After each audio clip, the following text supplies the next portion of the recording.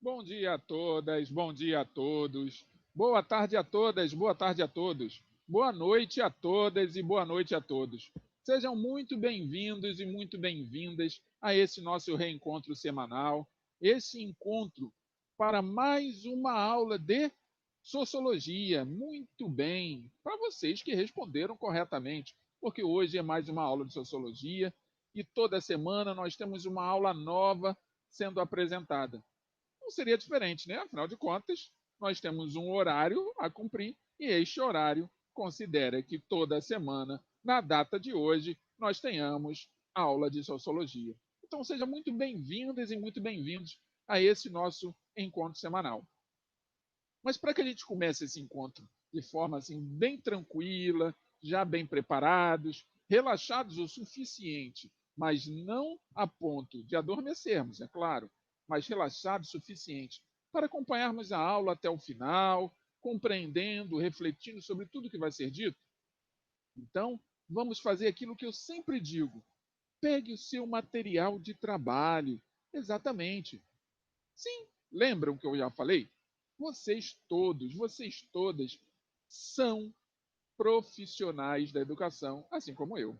A única coisa é que eu já tenho um diploma que diz que eu estou formado. Vocês ainda estão no processo do aprendizado. Mas isso não quer dizer que vocês não são trabalhadores da educação. Então, vamos trabalhar um pouco. E para trabalhar, precisamos das nossas ferramentas de trabalho. Qual é a ferramenta que vocês estão trazendo hoje? Uma eu já sei, né? É essa que está na mão de vocês, que está permitindo que a gente dialogue, que a gente se veja, que a gente converse. As outras, eu não posso dizer, afinal de contas, eu não consigo enxergar além desta câmera. Mas eu posso deduzir que vocês estão aí em mãos, pelo menos uma caneta, um lápis, quem sabe uma borracha, um caderno, afinal de contas, para estudar precisa ter algo para ser anotado. Então, já que estão com os cadernos, os lápis, as borrachas, toda à disposição de vocês, vamos fazer aquela parte importante, que é o nosso marco histórico. Registra aí a data de hoje. Exatamente. Registra a data de hoje, porque hoje é um dia importante. Você está aqui, eu estou aqui, todos nós estamos aqui conversando, dialogando. Por falar em conversar, dialogar, já clicou aí no inscrever-se, caso você esteja assistindo pelo YouTube? Ah, já? Então, muito obrigado por ter feito essa sua inscrição. Mas e a campainha? O sino, você já clicou? Ainda não? Clica no sino. Por quê? Aqui no YouTube, que é por onde nós estamos também transmitindo esta aula, eles entendem que cada vez que você clica no sino e deixa ele ativado, que alguém está enviando algo para vocês e que vocês têm um interesse em receber. Então é como se eu estivesse tocando a campainha da casa de vocês, batendo no portão e dizendo: ó, pessoal, estou chegando com a aula, hein? Posso entrar? Então, muito obrigado a vocês que me permitem entrar na casa de vocês e eu recebo vocês também aqui na minha casa. Agora, já registrou a data de hoje, então? Excelente. Coloque aí também o nome da disciplina, não podemos esquecer. Nome da disciplina, Sociologia. E, por último, coloque o nome do professor logo embaixo. Ah, e o livro? Não, tudo bem. O livro, se vocês receberam, se você agora que está me assistindo, recebeu o livro na escola, não tem problema. É só abrir na página, que já já eu vou comunicar para vocês quais são, e acompanhar a leitura. Se não recebeu, também não tem problema. Ao final desta aula, eu vou liberar um formulário de atividade e nele estarão inseridas as páginas com as quais eu utilizei. Lembrando que toda aula que a gente apresenta, ela está recebendo como suporte o conteúdo disponível no livro Sociologia em Movimento. Estamos combinados então? Já está tudo registrado, já está com o material em mãos? Então vamos para a próxima etapa, aquela que nós vamos escolher o lugar. Mas antes de escolher o lugar, importantíssimo, é aquilo que eu sempre digo. Pega logo a sua água. Eu já estou com a minha em mãos, ó. Pegue a sua água, pegue a sua caneca, a sua garrafinha, coloque água na caneca, se for o caso. Por quê? Ao longo da aula você vai ser exigido a pensar, a refletir, a raciocinar, a fazer comparações. Isso tudo desgasta o corpo e a mente de vocês. Então, a água vai mantendo tudo muito fluido, funcionando de forma harmonizada. Então, a água é importante. Se bebe mais de uma garrafinha, já leva as duas, tá bom? Agora, vamos escolher o lugar, né? Se você já tem o seu lugar, você sempre assiste a aula, eu sugiro que o lugar que você escolheu de primeira, lá nas aulas anteriores, na nossa primeira aula, se ele permanece até hoje, meus parabéns, porque isso vai criando um certo vínculo com o local. Mas se você ainda não escolheu esse local, se ainda não está com um local fixo, não tem problema. Podemos escolher qualquer local, desde que você se sinta confortável, você se sinta bastante acomodado para poder assistir a aula até o final sem nenhum desgaste exagerado. Tá bom assim? Então, pode ser um sofá, pode ser uma cadeira na cozinha, com a mesinha na cozinha, ou uma cadeirinha com a mesinha em qualquer outro lugar. Só tem uma coisa, que é a minha sugestão de proibição.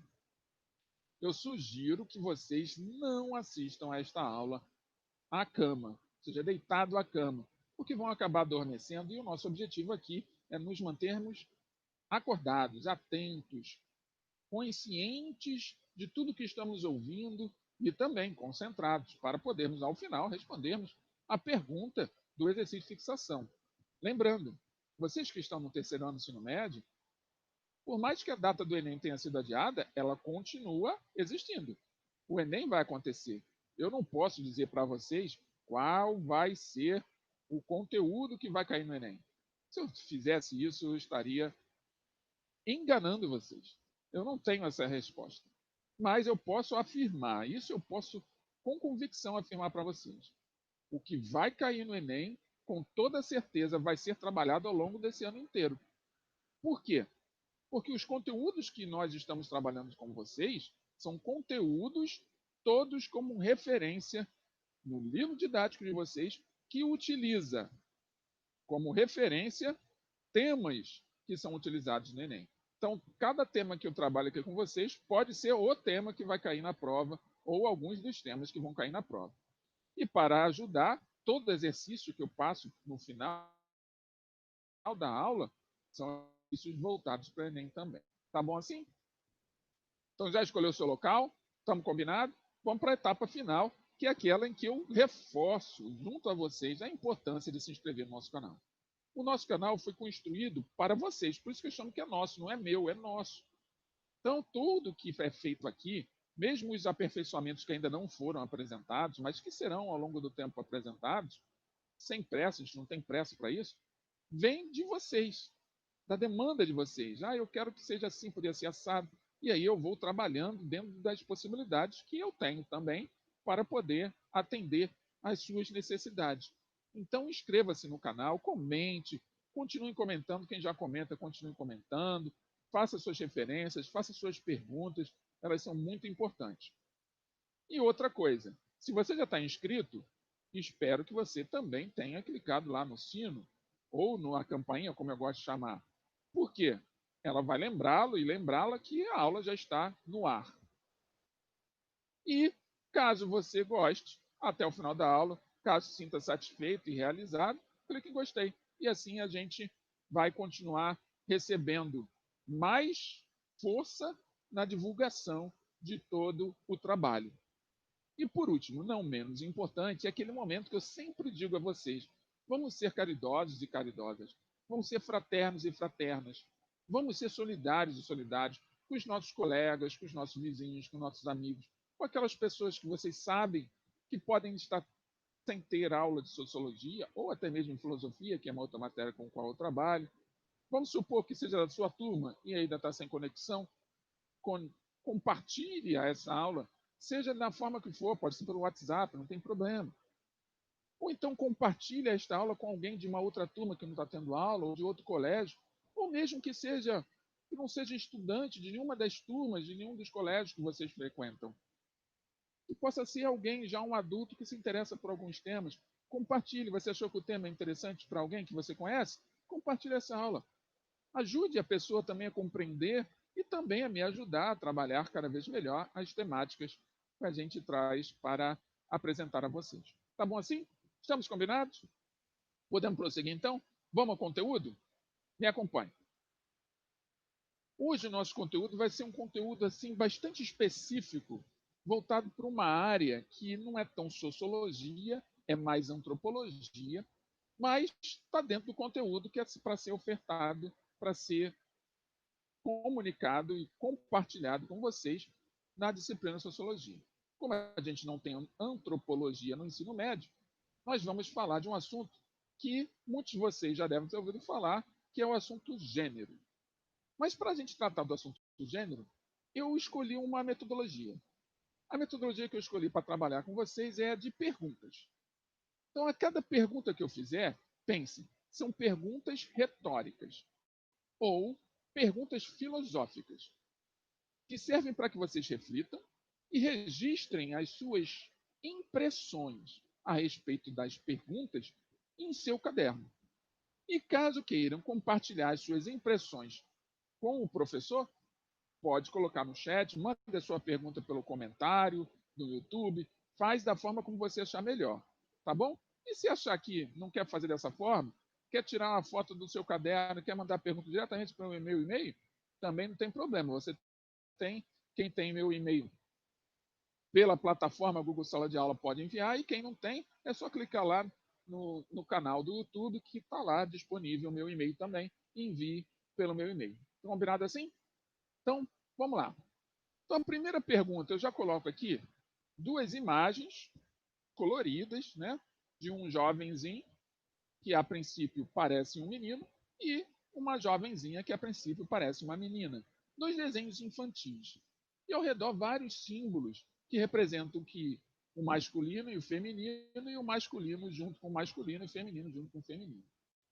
Aí vem a pergunta: por que gêneros e sexualidades considerados diferentes podem causar sofrimento a inúmeras pessoas? Vocês já pararam para pensar nisso? A gente discute muito a vida do outro. Quantas vezes você já se pegou falando de alguém? Consegue escrever, botar na ponta do lápis, quantas vezes você já se pegou falando da vida de alguém? E quantas vezes, quando você falou da vida de alguém, você de fato olhou para dentro de si? Observou que aquilo que você estava falando do outro talvez representasse um pouco daquilo que você vê de si mesmo? Pois bem, então quando se faz a pergunta por que gêneros e sexualidades considerados diferentes podem causar sofrimento em inúmeras pessoas, podemos começar a refletir a respeito disso olhando para a nossa própria sexualidade e para o nosso próprio gênero. Já já eu vou distinguir o que é gênero de sexualidade. Mas dentro do contexto que você já carrega de compreensão do que seja gênero e sexualidade, responda essa pergunta intimamente. Registre aí as suas impressões a respeito dela. Estamos combinados assim, então? Então vamos para a próxima tela. Outra pergunta. É possível perguntar: será que nos encaixamos em todos os padrões da sociedade considerados corretos? Essa é uma questão bastante filosófica. Quando você fala em o que é certo e errado, o que você usa como referência? Qual é o parâmetro? Qual é aquilo que você utiliza como elemento de comparação com aquilo que você está dizendo? Lembrando que padrão, todas as vezes a gente fala de padrão, a gente está falando de algo que se tornou homogêneo. Ele é semelhante para todos. Vamos pegar algo que, a princípio, poderia ser um padrão, mas não é. A nossa língua portuguesa, ela é padronizada em todo o território nacional? Não, não é. Porque tem o quê? Tem os sotaques, né? Que são aquela forma particular de que cada região tem de se comunicar. Agora, se a gente olhar para a gramática da língua portuguesa, essa gramática é padronizada? Sim. Porque todas as vezes que a gente vai estudar gramática, não importa se eu estou estudando gramática aqui no Rio de Janeiro ou estou estudando gramática lá no Oiapoque ou no Chuí. Ou seja, não adianta eu querer fazer um estudo da gramática diferente de ponta a ponta do Brasil. Por quê? Vai ser sempre a mesma coisa. Porque o estudo da gramática é padronizado. Isso já nos dá a impressão de que tudo que é padrão é estabelecido a partir de regras. E as regras, elas podem ser medidas. Todas as vezes que eu tenho uma regra, ela existe para ser cumprida. E se ela não for cumprida, ou seja, for descumprida, eu vou estar ali podendo matematicamente analisar o descumprimento. Isso vai virar uma proporção, vai virar uma estatística. Então, o cumprimento e descumprimento de regra podem ser medidos. Agora, quando se fala de questões íntimas subjetivas, como é que eu vou medir a subjetividade? A sua subjetividade, a sua maneira de pensar, os seus sentimentos, suas emoções, o seu olhar sobre si mesmo, pode ser comparado ao olhar sobre si mesmo de qualquer outra pessoa? Reflita sobre isso. E aproveite o momento que você está com seu caderno, coloque suas impressões a respeito dessa pergunta. Então, o que vem a ser correto quando a questão é subjetiva? O que vem a ser correto quando a questão é as suas emoções, os seus sentimentos, a forma como você se sente? Registre aí. E é claro, se sentir à vontade, quiser compartilhar, já dei os caminhos. Pode me enviar por e-mail, pode colocar no chat, no particular, se for o caso, ou até mesmo aqui no comentário, se for uma coisa mais pública que possa auxiliar outras pessoas a comentarem. Tá bom? Então vamos para a nossa próxima tela. Outra pergunta. Será que nos inserimos nos padrões de beleza, de consumo, de estética? Vejam, qual é a característica de beleza de nós brasileiros? Existe uma beleza padronizada? Nós somos negros, somos brancos, somos índios, somos cafusos, somos mamelucos, somos caboclos. Nós temos muitas etnias, nós somos miscigenados. Qual é o nosso padrão? Nós somos altos e esguios, baixos e gordinhos, ou nós somos altos e gordinhos e baixos e esguios? Qual é nosso padrão?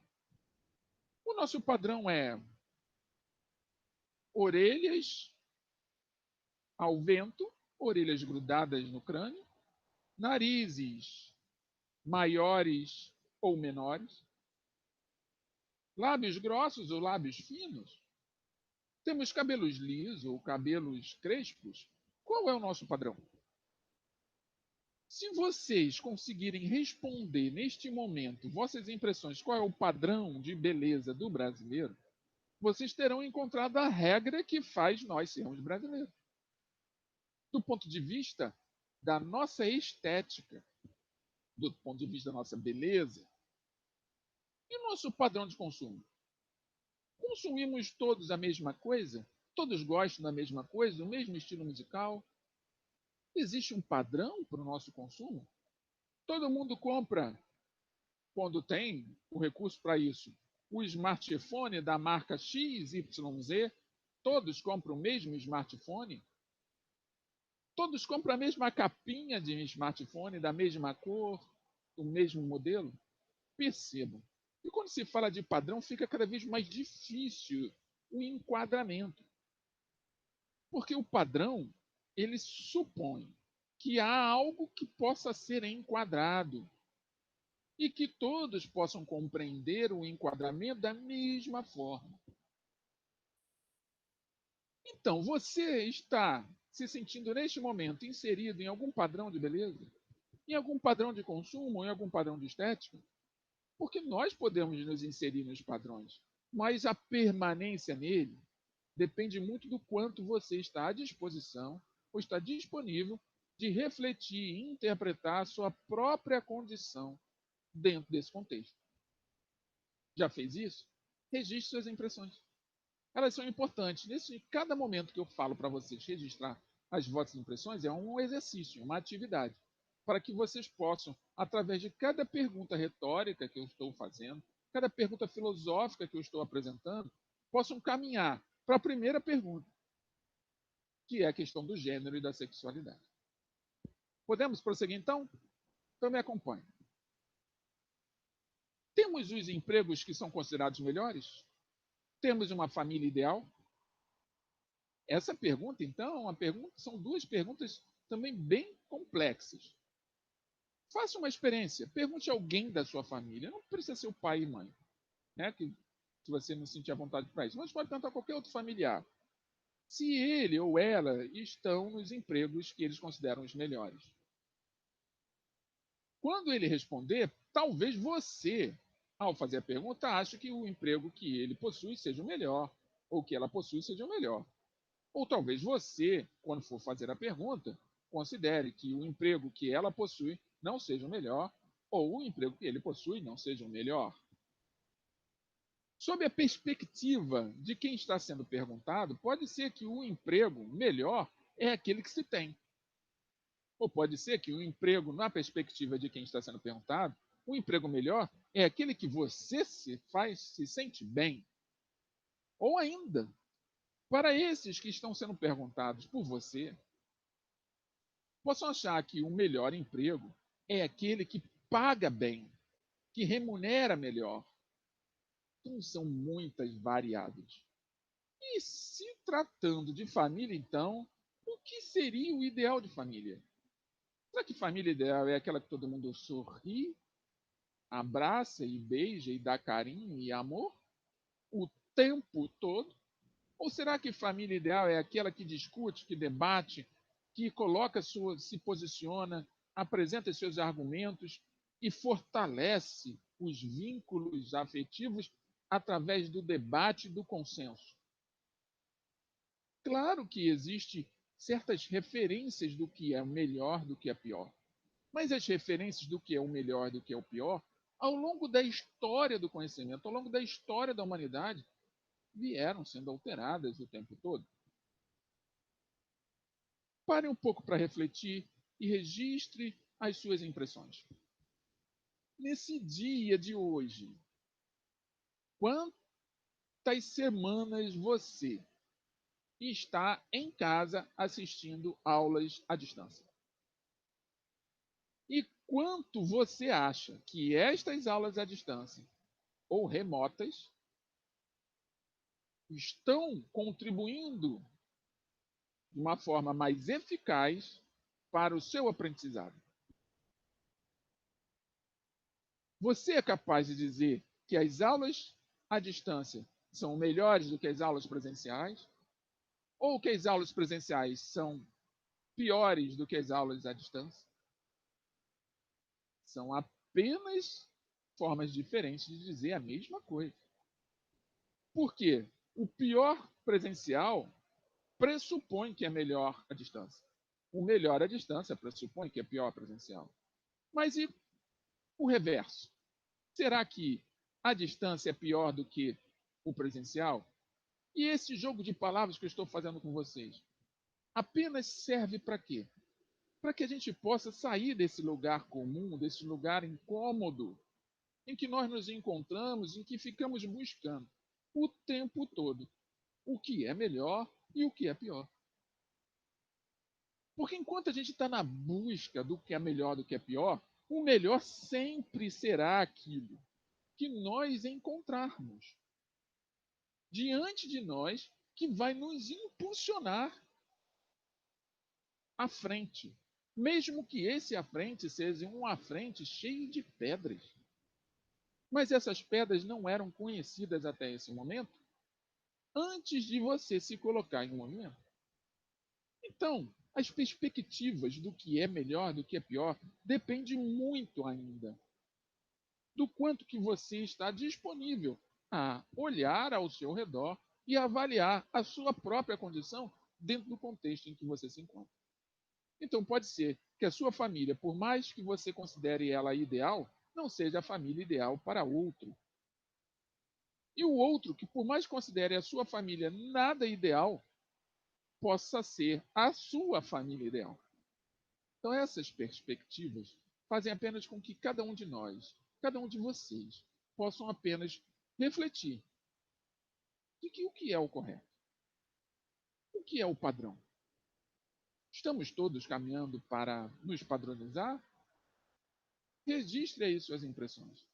Compartilhe suas ideias. Façam suas perguntas. E vamos para a nossa próxima tela enquanto isso. Então, aqui, trago para vocês o seguinte. Em algum momento, segundo alguns desses padrões e exigências socioculturais, podemos ser considerados de fora ou diferentes. Já se sentiram excluídos do meio onde você vive? Já se sentiram excluídos do grupo escolar ao qual você frequenta? Já se sentiu diferente dos outros com os quais você se relaciona? Simplesmente porque você pensa de um outro jeito diferente daqueles que estão convivendo com você? Pois bem, tudo isso gera agressões e sofrimento. Porque o desconhecido, quando não é compreendido pelo outro, o outro vai agir da forma como ele compreende o que precisa ser feito com aquilo que ele desconhece. Alguns vão buscar conhecer, se aperfeiçoar no aprendizado, estudar, se aproximar, investigar, para poder tirar melhores conclusões. Outros não estão ainda disponíveis ao estudo, à pesquisa, à investigação, à compreensão. Então, vão partir para a agressão. Então, tudo isso gera agressão e sofrimento.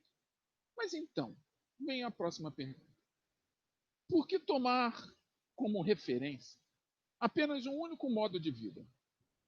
Um padrão de beleza, de família e de orientação sexual? Por que nós temos que tomar isso? Quem é que determina de uma vez por todas que este modo de vida é o melhor, este padrão de vida é o melhor, esse padrão de beleza é o melhor, esse padrão de família é o melhor, essa orientação sexual é a melhor? Quem é que define isso? De onde que vem essa definição? Tenho certeza que muitos de vocês agora estão encontrando muitas respostas. Registrem essas respostas. Coloquem suas impressões. Mas antes de colocar vossas impressões, analise de onde que está vindo a sua resposta. Analise de onde que essas impressões estão nascendo. Porque o mais importante, o que mais importa nesse contexto é você. Não é o outro. Não é o que dizem. Não é por que dizem, nem como dizem, nem para onde querem que você vá. O que mais importa nesse momento é você. Registre as suas impressões. Porque as suas impressões vão fazer você se conhecer melhor. E se você se conhece melhor, o resto ao seu redor, tudo ao seu redor, vai mudar de configuração. Por quê? Porque a multiplicidade do mundo é cada vez mais inegável. Nós somos totalmente diferentes uns dos outros, mesmo filhos dos mesmos pais e mães. Mesmo os gêmeos são totalmente diferentes. Claro que se a gente olhar para as aparências, a fisionomia, ela pode ser semelhante. Mas semelhante não significa igual. Semelhante é apenas uma bela palavra para representar diferenças sutis. Guarda bem isso. Todas as vezes que vocês falam assim, ah, fulano é semelhante a Beltrano, não significa que esse fulano é igual a Beltrano. Apenas significa que existe diferenças sutis entre os dois. O que já nos dá a impressão de que diferenças sempre haverão. Então as pessoas reinventam suas identidades e suas vidas para serem mais felizes, fugindo de padrões de consumo e de pressões estéticas para criar outros padrões no plural. Então você agora que está aí, sentado nessa cadeira, à mesa da cozinha, sentindo esse aromazinho de arroz que está subindo agora no seu olfato. Nesse momento deve estar pensando, será que eu estou criando um padrão? Pois eu tenho uma coisa a lhe dizer. A sua forma de pensar é muito peculiar. A sua forma de pensar é muito específica. E mesmo que você, por alguma razão, acredite que não vale nem um tostão a sua forma de pensar, é a sua forma de pensar que vai fazer você valer 1 milhão. Mas como assim? Simples. Porque sua forma de pensar, a cada minuto que passa, se aperfeiçoa. Mas, para que ela possa continuar se aperfeiçoando, depende de você, não dos outros. Você é responsável. Então, aproveite a sua responsabilidade sobre si mesmo e coloque-se permanentemente em movimento. E crie sim padrões. E continue criando. Porque quanto mais padrões a humanidade tiver, a sociedade em que nós estamos inseridos também tiver, melhor as outras pessoas vão perceber a sua multiplicidade. Mais pessoas vão se sentir integradas. Mais pessoas vão se sentir aceitas no próprio meio, compreendendo que não são isoladas, que não estão sozinhas. Você pode estar salvando muitas vidas a partir da sua própria vida. Compreenda isso? Então, por que se costumar a fazer diferenças sobre as noções de sexo e gênero e como começou essa distinção? Por que tanta gente faz diferença entre gênero e sexo? A resposta a essa pergunta, talvez você já tenha. Talvez você já tenha parado para refletir a esse respeito. O importante aqui é entender os aspectos do que é gênero e do que é sexo. Porque quando a gente fala desses dois temas, são temas que muita gente tem dificuldade de falar. Por que tem dificuldade de falar? Muitos têm dificuldade de falar porque acham que estão falando de coisas que não compreendem. E de fato tem razão. Muitos dentre nós não compreendemos as diferenças básicas entre sexo e gênero. E o objetivo do nosso trabalho aqui hoje é fazer com que vocês comecem a refletir o que existe de padrão nesses dois contextos. O que é padrão do ponto de vista sexual e o que é padrão do ponto de vista de gênero. Vou voltar na língua portuguesa. Todos vocês já aprenderam a ler e escrever. E lá no início, na sua infância, quando estava aprendendo, ainda lá na primeira, segunda, terceira série, a escrever, a construir textos, etc., aprenderam sobre gênero. Gênero das palavras, dos vocábulos. Gênero masculino e gênero feminino. Então, se eu falar, por exemplo, a palavra barão está em que gênero? Gênero masculino. Se eu falar a palavra barão no gênero feminino, vou chamar de baronesa. Mas se eu falar uma outra palavra, por exemplo, pato, pato está no gênero masculino. Quero mudar para o gênero feminino, eu troco o O pelo A, fica pata. Mas se eu usar uma outra ave, galo, galo está no gênero masculino. Basta substituir o O pelo A para botar o gênero feminino? Não, porque o gênero feminino de galo é galinha. Mas se eu voltar para um outro tipo de animal, gato, gato, gênero masculino. Se eu trocar o O pelo A, vira gata, gênero feminino. Percebam que mesmo nas palavras, os gêneros são múltiplos. Não basta seguir regras básicas para todos. Se eu simplesmente trocar o O pelo A ou o A pelo O para representar gênero masculino para gênero feminino, não vai dar certo em todos os vocábulos. Então, por que será que nós costumamos diferenciar ou buscar diferenças o tempo todo? E como essas distinções foram produzidas?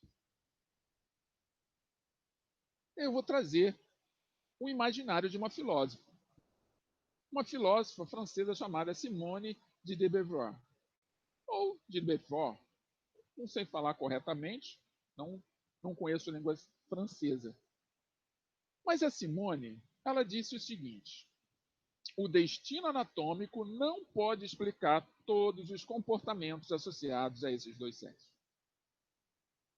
O que ela está querendo dizer? Que a nossa organização fisiológica ou a nossa aparência física não pode representar nossos comportamentos. O que a forma como nascemos não representa o nosso comportamento quando o assunto é sexo. É a filósofa Simone de Beauvoir falando.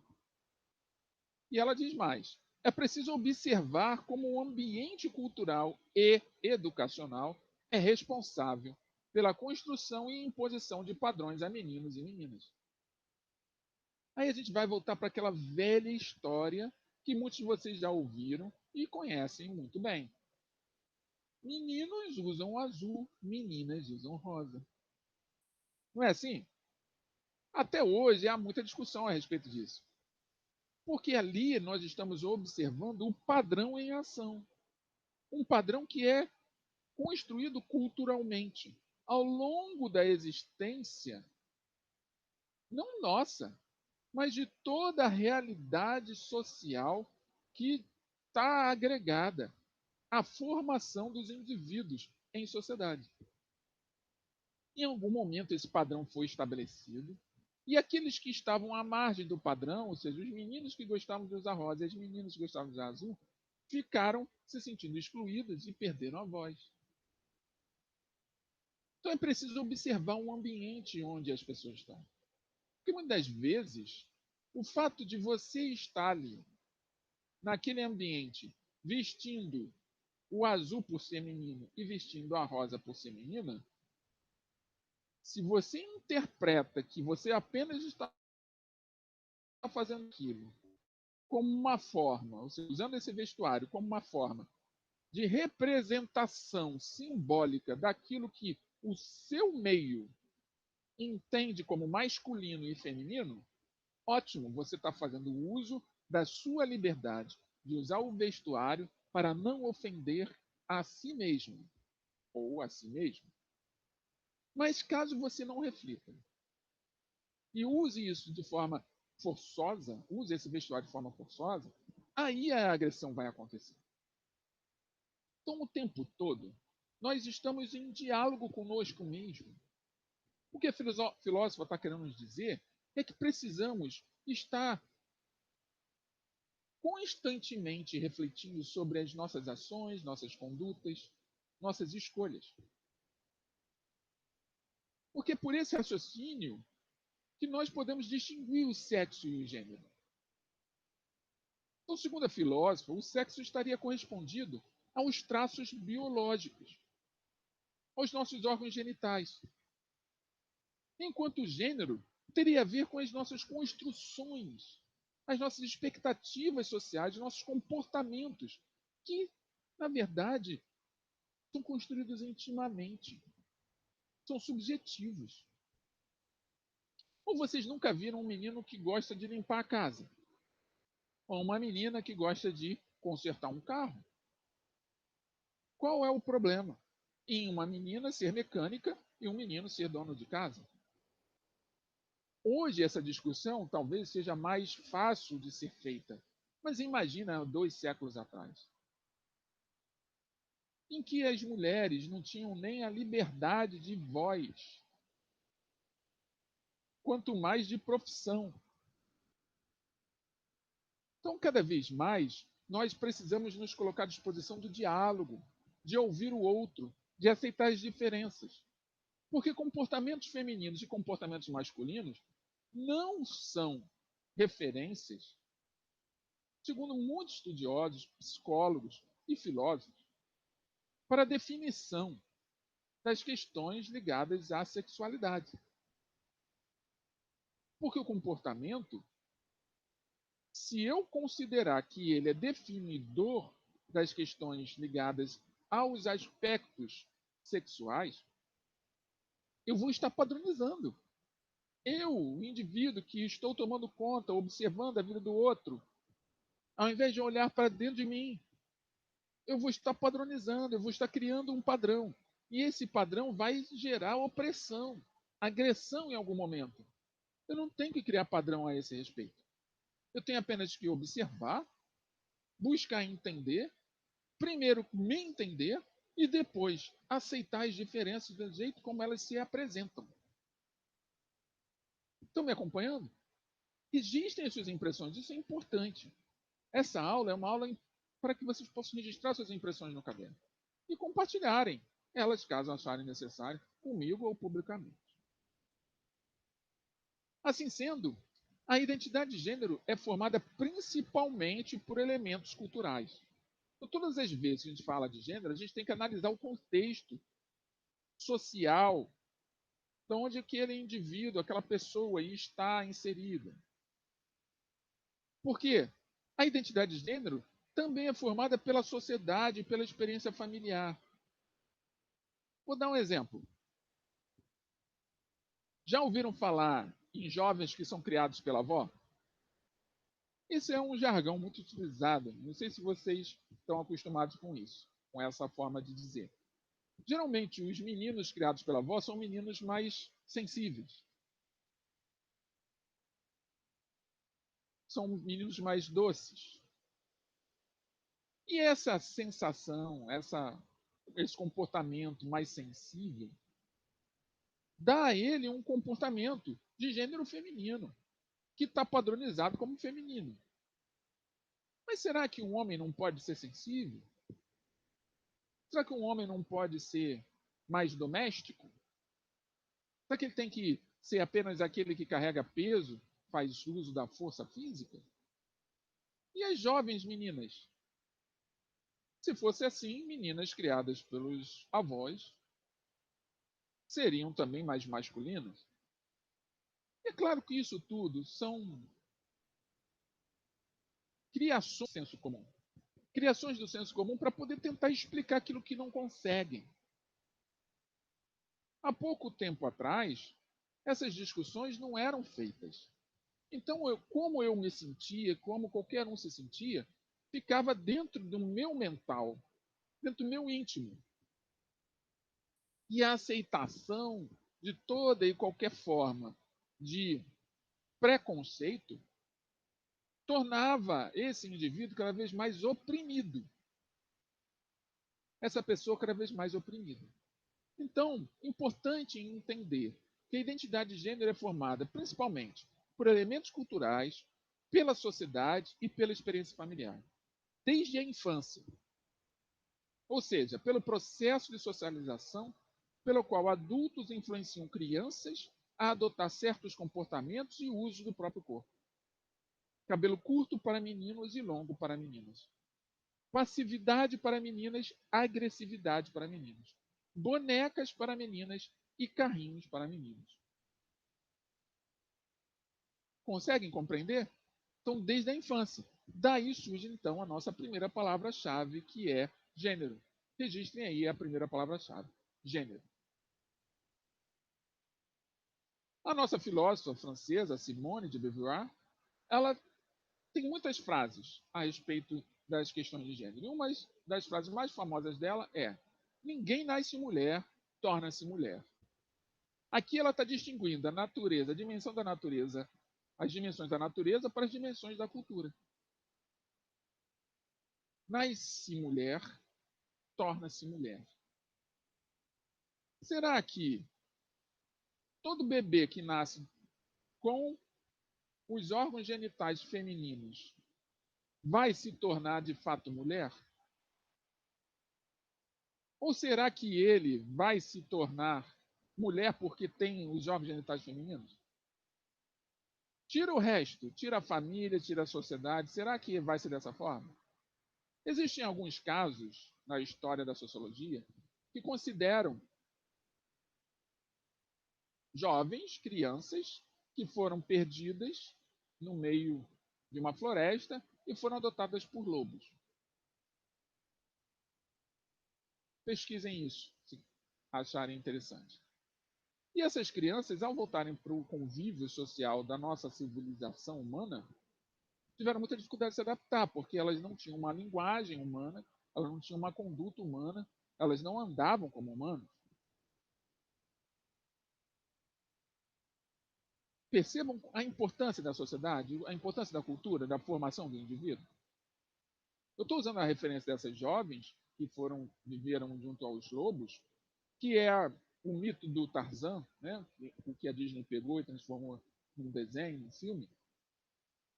E nós aprendemos a ser alguém no meio social.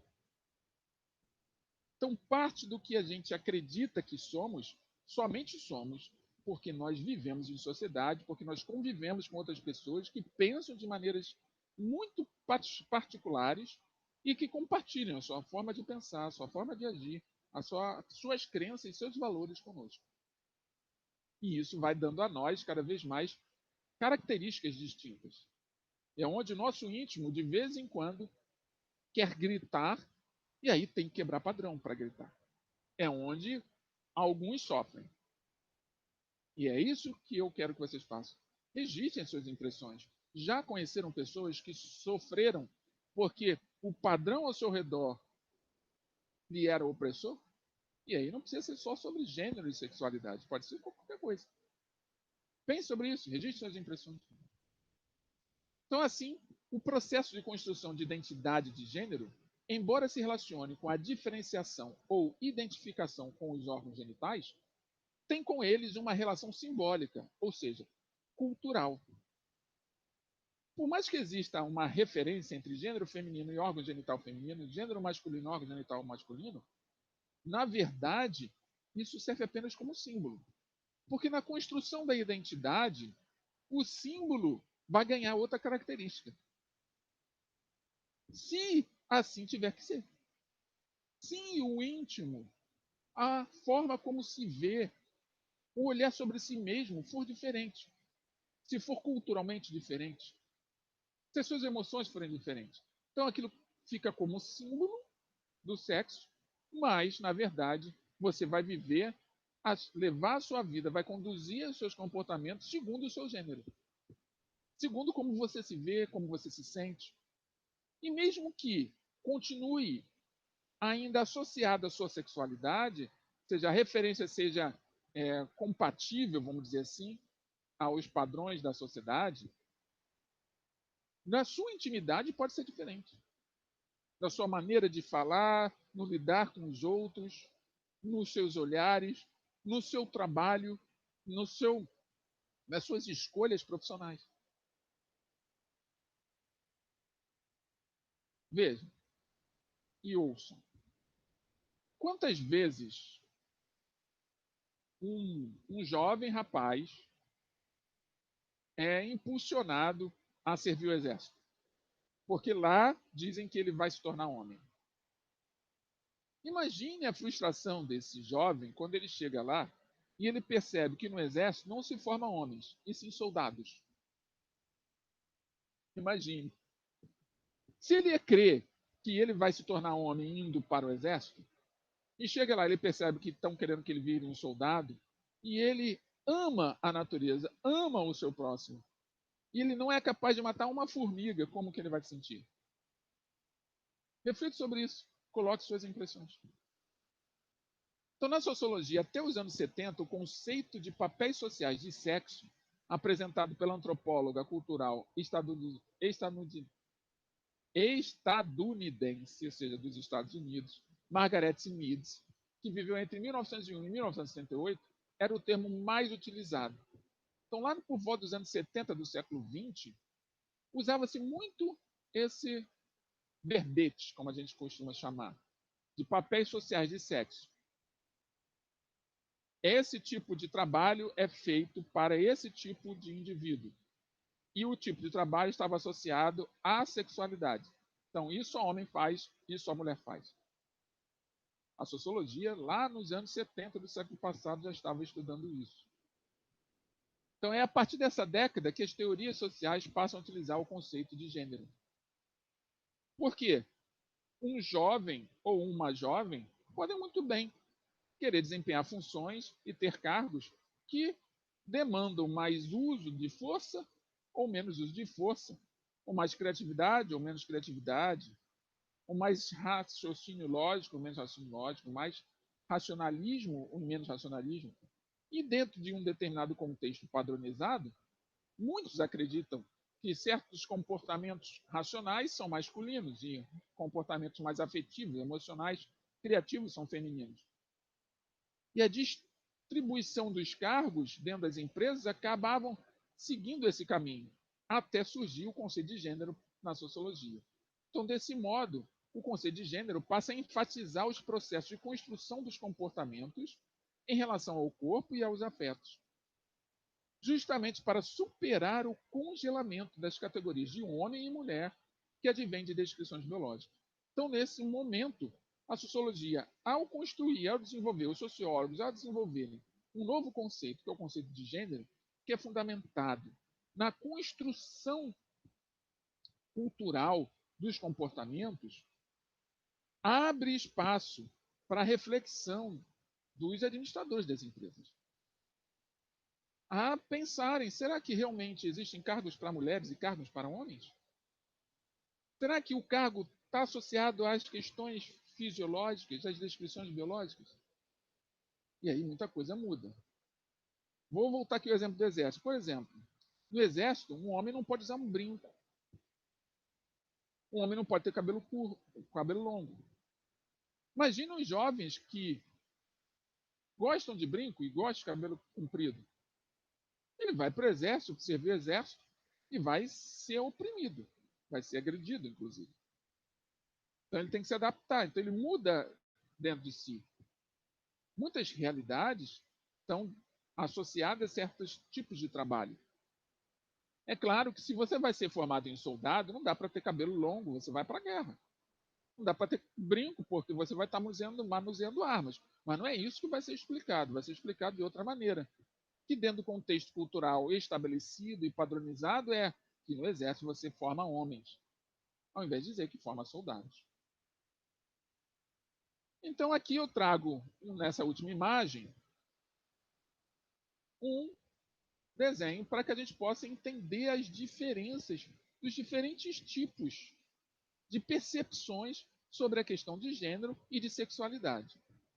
Então aqui, entenda as diferenças. Esse nosso desenho, ele traz aqui algumas setas e eu vou acompanhando as leituras com vocês e depois vocês podem acompanhá-la também, dando pausa aí no vídeo quando vocês receberem a aula. Então vamos lá. Tem aqui uma parte exterior, que está esse desenho em azul, que identifica com as cores. Estão vendo? O cérebro, cor vermelho e verde. Então aqui. Opa. Voltando.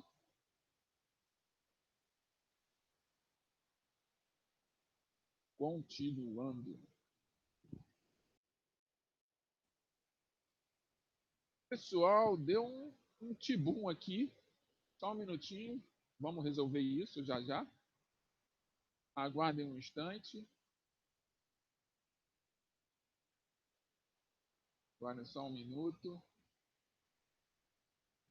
Porque aqui a gente resolve na hora as coisas.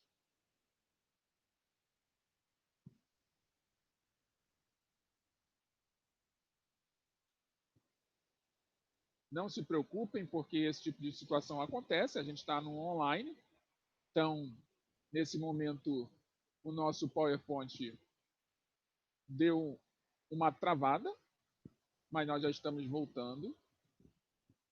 Já vou compartilhar com vocês a tela novamente. E é legal que a gente vai vendo como é que as coisas funcionam, né? Então, voltando aqui. Você já deve estar recebendo a imagem novamente. Receberam a imagem. Excelente. Vamos lá. Ao nosso bonequinho. Voltando aqui. Então, entendendo as diferenças. Perceberam as cores? Então, aqui está. O papel de gênero. Como me comporto socialmente. Então, ele é exterior. É o que os outros veem. A identidade de gênero. Ele já está aqui, ó, no seu mental. A identidade de gênero é como me percebo.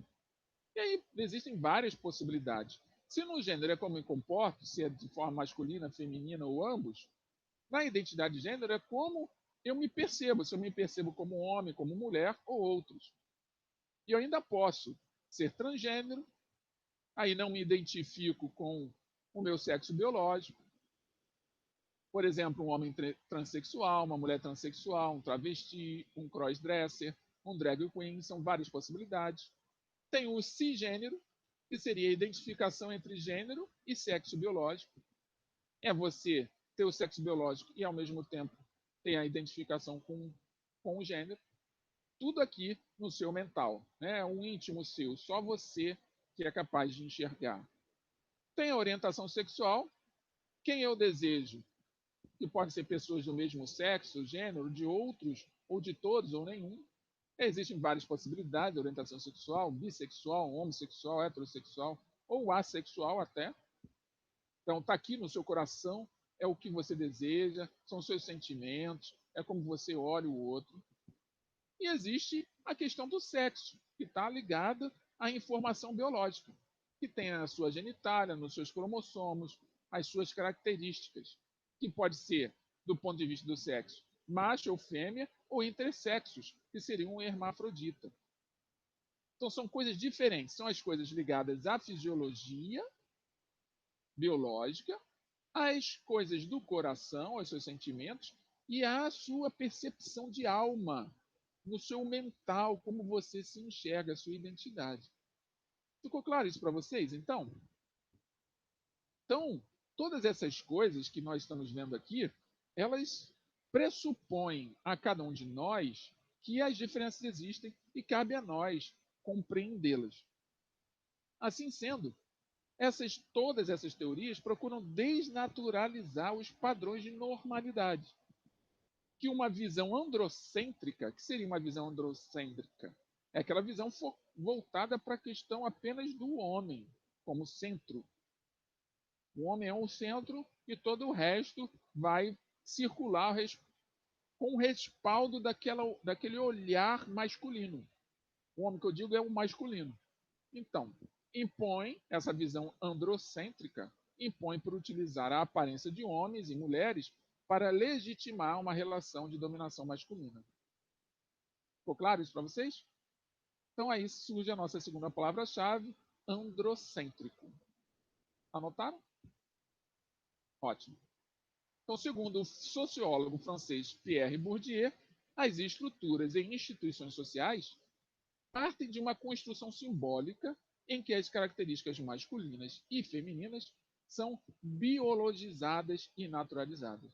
Então, o que a gente pode concluir de toda essa aula, já que estamos chegando agora no final dela, já indo para o nosso exercício? É que qualquer interpretação pode cair em erro. Qualquer interpretação que você tiver pode cair em um erro. A melhor coisa é olhar para dentro de si, aceitar as diferenças e se colocar no lugar do outro. O quanto que é complexo você falar do que o outro sente, como o outro se vê. Se você apenas usar as aparências para fazer suas reflexões, você vai cair em erro porque você vai estar julgando o outro. Então, vamos evitar julgamentos, vamos parar de prestar atenção na vida do outro e vamos olhar para dentro de nós mesmos. E tudo aquilo que for desconhecido, coloque-se à disposição de conhecer, descubra, investigue, aprenda, porque dessa forma os preconceitos serão eliminados da face da nossa terra. Assim sendo, concluímos a nossa aula de sociologia com um exercício de fixação, como todas as aulas. Lembrando, quem está assistindo às aulas pelo YouTube, é só colocar a resposta no comentário que a gente corrige. E todos os demais, dentro de instantes, vão estar recebendo aí o formulário de atividade com as opções de resposta com as quais vocês vão escolher aqui junto comigo. Então, vamos lá a leitura. Ninguém nasce mulher, torna-se mulher. Nenhum destino biológico, psíquico, econômico define a forma que a fêmea humana assume no seio da sociedade. É o conjunto da civilização que elabora esse produto intermediário entre o macho e o castrado, que qualificam o feminino. Quem disse isso foi a Simone de Beauvoir, no seu livro O Segundo Sexo, no Rio de Janeiro, Nova Fronteira, é a editora. Na década de 60, de 1960, a proposição de Simone de Beauvoir contribuiu para estruturar um movimento social que teve como marca, letra A ação do Poder Judiciário para criminalizar a violência sexual. Letra B, a pressão do Poder Legislativo para impedir a dupla jornada de trabalho. A letra C, a organização de protestos públicos para garantir a igualdade de gênero. A letra D, a oposição de grupos religiosos para impedir os casamentos homoafetivos. E letra E, estabelecimento de políticas governamentais para promover ações afirmativas. Responda qual é a opção que vocês acham correta aí no YouTube ou lá no formulário de atividade. E assim concluímos mais uma aula de Sociologia e, como todo final de aula, vamos à nossa mensagem de hoje. A mensagem de hoje foi escrita pelo filósofo grego Aristóteles. Ele diz o seguinte: somos o que repetidamente fazemos. A excelência, portanto, não é um efeito, mas um hábito. Vou repetir a mensagem de Aristóteles. Somos o que repetidamente fazemos. A excelência, portanto, não é um efeito, mas um hábito. Reflitam sobre essa mensagem de Aristóteles, comentem se acharem necessário. E assim concluímos mais uma aula de Sociologia com a convicção que na próxima semana nos reencontraremos nesse mesmo local, nesse mesmo canal, nesse mesmo horário. Um beijo no coração de cada um de vocês. Nos vemos na próxima semana. Até lá.